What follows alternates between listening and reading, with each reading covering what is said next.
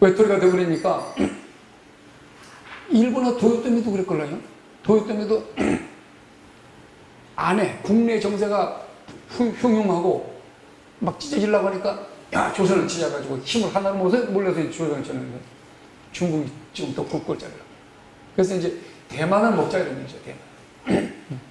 근데 대만에서 어떤 일이 일어나면 우리는 이 중국말이 힘드니까 한글을 자기 나라로 대만에서 한글을 빌려 쓰자 이런 얘기였죠. 근데 대만은 아주 묘하게 돼 있어요. 일본에서는 대만 이용해가지고 반도체 저걸 갖다가 엄청난 땅을 했는데 일본의 젊은 사람들이 10년이나 20년 전이나 그건 월급이 안 올라요. 그러니까 대만 사람 들어가서 만약 쉽게 말하면 지금 20만 원 그냥 주는데 우리 막 30만 원 준다. 그러니까 다 이제 대만 회사로 TSMC라고 이제 그 전자회사로 몰리지 않습니까? 그러니까 이제 일본 또 지금 흉흉하고 전국이 동북아권이 지금 흉흉합니다. 그래서 혹시 3차 대전이 일어나는 거 아니냐. 근데 우리나라는 지금 여러 가지로 정세가 아주 탄탄하면서도 해외에 지금 또 인정을 받고 있어요. 베네수엘라는 거 아시죠? 베네수엘라. 이건 지금 뭐 이 강의 내용하고 좀 다른 내용입니다만 베네수엘라라고 누구야 그 수상이 누군가가 차베스 해가지고 땅에서 국토에서 휘발유가 나니까 석유가 나니까 우리는 전에 그냥 막 국민들한테 무상 원조를 해주겠다. 일하지 않아도 전부 다 그냥 막 몇천만 원씩 막 주겠다 해가지고 나라가 풍지박산됐죠. 풍지박산됐어요. 그러니까 유엔에 세금도 못 내. 근데 우리나라가 그 세금을 내가 내주겠다 해가지고 대신에 베네수엘라에서 나오는 석유 이걸 우리가 개발하기로 했다. 이게 지금 그거는 지금 허정돼가고 있거든요. 그러니까 이제 국내 정세도 이제 국내 정세지만 국제 정세가 이 뭐 정말 풍전등압격처럼 지금 번지고 있거든요. 중국도 이 당시에도 마찬가지다. 이런 건 언제 하시라도 뭐 가만히 있을 데가 없어요. 그러니까 그걸 냉철하게 판단해서 선두에 서는 거. 그것뿐이면 그것이 바로 정치가들 할 역할이죠. 그래서 이제 마음도 지금 이제 이렇게 쪼개지고 고조선이 쪼개져서 마음으로 이제 들어오고 또 다시 이제 동방이다, 낭랑이다, 70이고 해서 이렇게 찢어지는 형국을 지금 우리가 살펴보고 있는 것입니다. 자, 동방의 이는, 동방의 오락기는 또 몇 종류가 있냐? 9종류가 있다는 얘기야. 9종류. 노노정의에서는 이렇게 말하고 있다. 구이란 조그맣고 구이 저쪽에서 했는데 요번에 또 노노정의에서는 또 구이를 이렇게 표현하고 있다 이런 얘기죠. 첫째는 현도, 둘째는 낭랑, 셋째는 고려, 넷째는 만식, 다섯째는 부유, 여섯째 소각, 일곱째 동도, 여덟째 외. 외라는 것은 일본, 아홉째는 천비다. 해동 안홍기에서는 이렇게 말하였다. 해동 안홍기. 해동 안홍기라는 건 33번의 주에 보면 신라성 안홍이 지은 책인데 요거는 제가 이 텍스트 말고 다른 책에서 좀 인용해가지고 이렇게 한 내용이 있습니다. 여기서 그냥 33번 하니까 이 주가요. 이 책하고 여기하고 틀리죠. 네.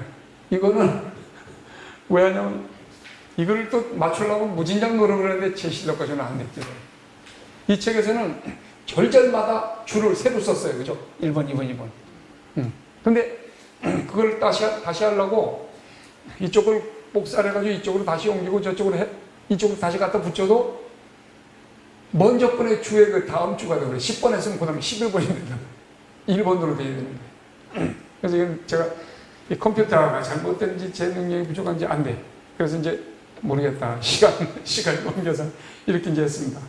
그래서 이 신라성 안홍이 지은 책이라고 이렇게 딱 나오죠. 예. 근데 다른 책을 보니까 신라제 진평왕 37년에 불법을 구하기 위해서 중국의 수나라에 유학을 한 겁니다. 안홍이. 615년경이라면은 현장 법사가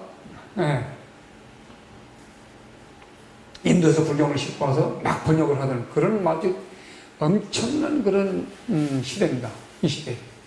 이 시대가 우리 신라성 원광 목사도 들어가 있을 때고 뭐 신방 삼개교 정보한 신방신도 들어가 있을 때고 조금 뒤에는 이제 뭐 의상, 막 원칙 이런 사람들이 많이 들어가 있어요.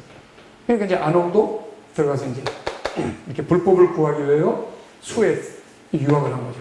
해동 안홍기는 근데 해동 안홍기는 안홍의 조술인지 전기인지 또 그의 조술인 동독 성립기인지는 분명하지가 않다. 이렇게 이제 정리를 해놨습니다.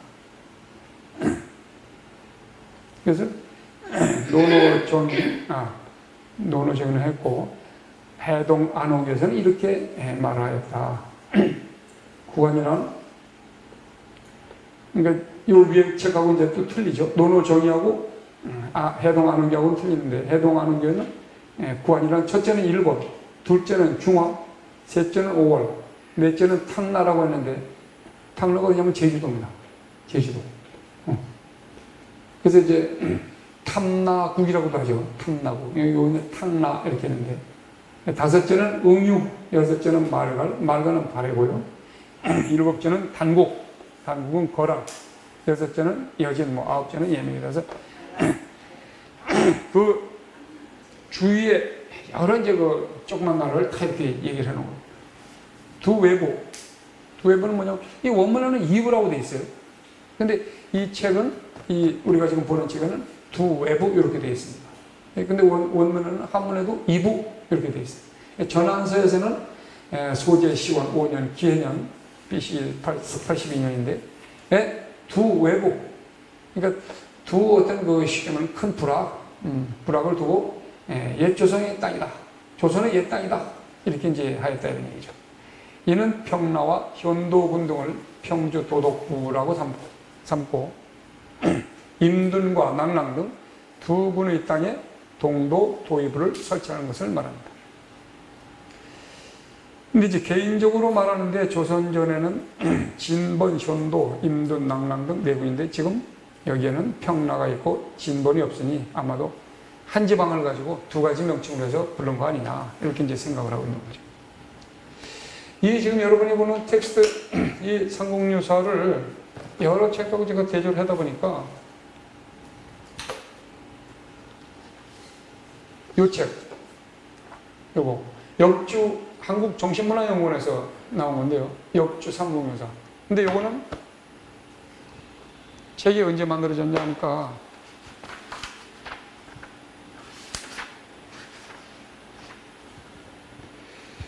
2002년 7월 25일에 초판이 발행됐어요. 2025년 7월 25일. 근데 여러분이 보는 이 텍스트는 같은 해수에 7월이 아니라 9월인가 그래요. 한번 보세요. 9월 5일이라는 9월 5일. 그러니까 약 두 달간의 차이가 있는데 이쪽이 두 달간의 뒤에 나왔어요. 라고 하는 것은 이 책을 많이 인용을 했어요. 근데 인용했다는 말이 안 나오고. 요 지금 뭐 이는 평나 이렇게 뭐 해가지고 개인적으로 말하는데 자기 개인적이 아니라 이 책의 개인적으로 그것까지도 개인적으로 말하는데 이래가지고 했어요. 그래서 어쨌든 뭐 이 책은 아주 뭐 정신문화연구원에서는 5사람, 6사람이 이제 만들었는데 이 5권이에요. 1권서부터 5권까지 되어 있단 말이죠. 그래서 여러분들한테 이제 권하기가 부담도 되고 너무 전문적이에요. 엄청난 그런 한자 한자 그냥 뭐 한문 한자 한자를 낮자를 다 그냥 풀이를 해놨어요. 그래서 이걸 보기엔 너무 번거롭고 해서 이제 이 책을 권했는데 이 책에는 이제 그런 식으로 얘기가 되어 있다. 이런 말씀을 이제 겸해서 드립니다. 72고 그 다음에 이제 47쪽으로 넘어가죠. 47쪽. 72고 딱 해놨는데 72고에는 줄을 거기다 달았는데 밑에 이제 맨 밑에 줄을 보시면은 사만의 모든 나라를 의미하니 78국이 맞다고 하는데 이는 팔자의 오기일 것이다. 이렇게 딱 단정을 해버렸어요. 근데 여기서는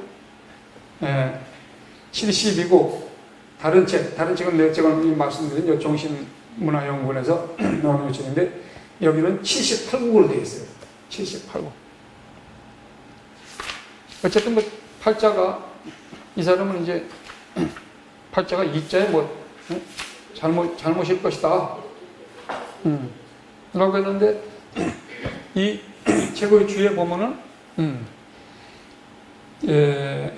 정풍, 두, 호, 육 왜 판본에는 이자라고 되어 있다 이렇게 이제 나오고 있어요.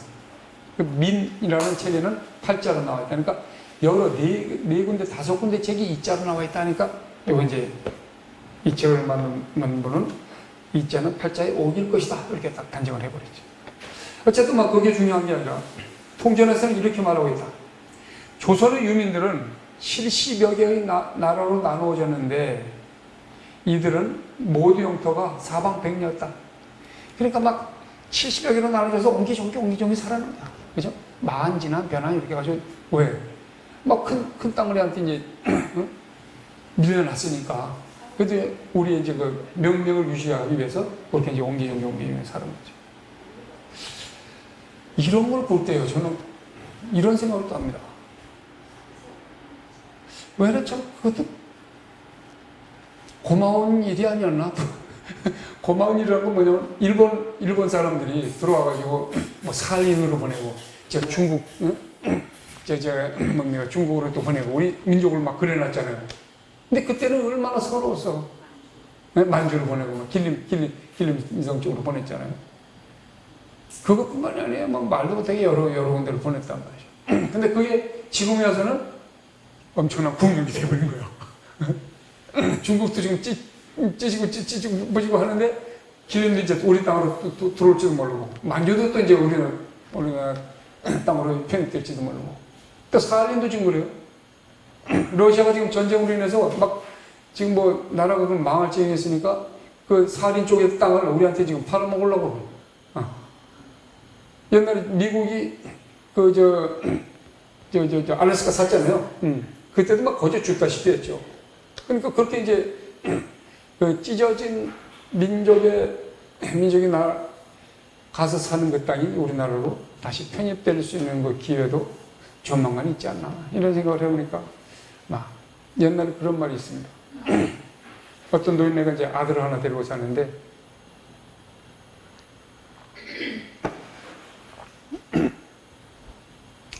어느 날은 비루 먹은 말을 하나 데려온 거예요. 말이 찌끄덩하고 찔뚝찔뚝하고 그러니까 동네 사람들이 아이고 참 영감님 걱정이 태산이시겠습니다. 둘이 사는 것도 힘드는데 저 비루 먹은 말을 못하러 끌고 들어가는지 참 걱정이 많으시겠습니다. 그러니까 영감은 그거 좋은 일이 있을지 나쁜 일이 있을지 어떻게 합니까? 그런단 말이죠. 태평이나 무사 태평이나. 아들이 그 말을